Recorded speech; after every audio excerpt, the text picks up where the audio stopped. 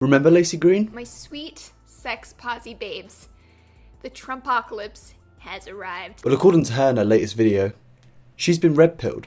So Laci Green uploaded a video onto her channel called Taking the Red Pill. At the start, and she basically explains how she's been taking a detox from social media and been basically away from the entire internet. It's been a few months since I've been on YouTube. Longest break I've ever taken, but it was very much needed and I feel so good. I think the social media detox is... Probably for the amount of hate she gets for her extreme left-wing views. I think extreme is the right word there because some of the stuff she's said in the past is a bit far. Later on in the video, she then goes on to explain about how she's been hanging out with anti-SJW YouTubers, anti-feminist YouTubers, and basically trying to understand their viewpoint of things. And then she goes and drops the bomb of how she's been red-pilled. So before I break down the rest of the video, what actually is red-pilling? See, red-pilling is now a commonly used phrase in society. It basically means that you're avoid from social ignorance. You don't listen to the mainstream media. You have a free thinking mind.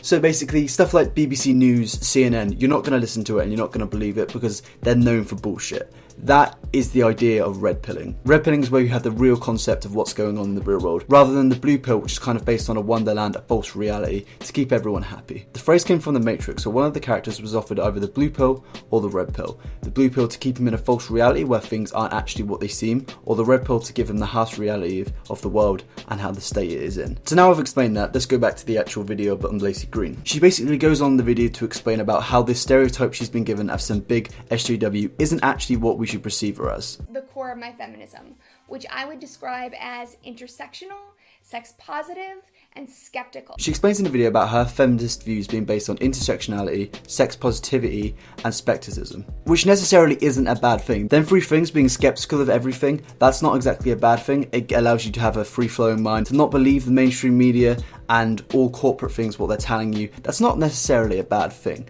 And sex positivity, that's not even a bad thing either. If you want to be positive about your sexuality or positive about just in general sex, go ahead. I don't see the problem with it personally. Now, the interesting part about the video is that she says that she wants to engage in criticism, but she's tried to in the past, and how there's been so much negativity and hostility that she can't actually do it. I find this kind of ironic, considering the responses she's given to some people after the American election, but maybe she's learnt from her past, and maybe she's willing to admit to her mistakes and kind of move on to it and actually take criticism. But with criticism, there's obviously going to come people who are unconstructive with it. Everyone gets it in life. Basically, these people are just cunts. People who just want to needlessly attack you for what you do and what you enjoy, and they don't actually have any constructive parts of it. To me, just don't fucking listen to them, because everyone gets them. It's just not worth listening to. These people are dickheads, and it's just cut them out of your life. It's just not worth it. Now, another interesting part of the video is where she says that her friends have been skeptical on what she's doing and how she shouldn't hang out with antis. I'm guessing that's just some kind of label for people that have different opinions to SJWs. But this is the main problem we all have with SJWs. They have the ability to give criticism, but they can't take any of it back. They can't have a debate. Not all of them, but most of them. We've said in the past, that's why they're all just a fucking huge meme, because they can't actually take any criticism themselves.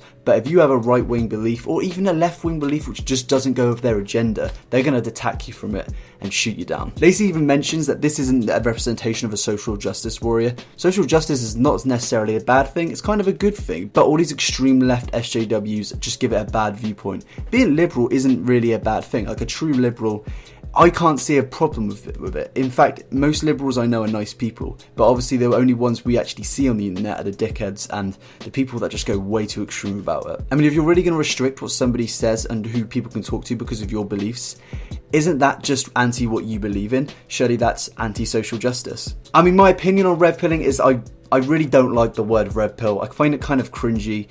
I mean, the fact that we need to label ourselves with the word red pill. Everyone should be skeptical of the media. Everyone should be skeptical of what anyone says, what I say. Do your own research rather than believing what the fucking television or the internet says. It's good to be against social ignorance, because social ignorance is a massive problem, but it's always going to be there. But there's obviously going to be the smarter people that do their own research and don't listen to everything the media say. It's interesting to me that she says she's going to start hosting debates with anti-SJWs and SJWs. I'm not sure how that's going to work out, because I can just see it being a load of people screaming at each other, but I'm willing to listen, I guess, because what's happened here, it's kind of strange to me that somebody like Laci Green has come out, can you say come out as someone who's no longer a fucking nutcase? In summary, it seems like a bit of a publicity stunt. If she's willing to admit that she's been an absolute fucking idiot in the past and she's ready to learn from her mistakes, from her tweets she's posted, from some of the stuff she said in her videos, she's ready to move on and change from that and be willing to take criticism and adapt to it and work on it,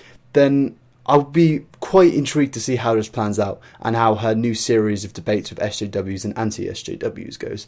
It's going to be good to see, and this whole thing is really, really interesting. Let me know what you think below. Cheers for watching.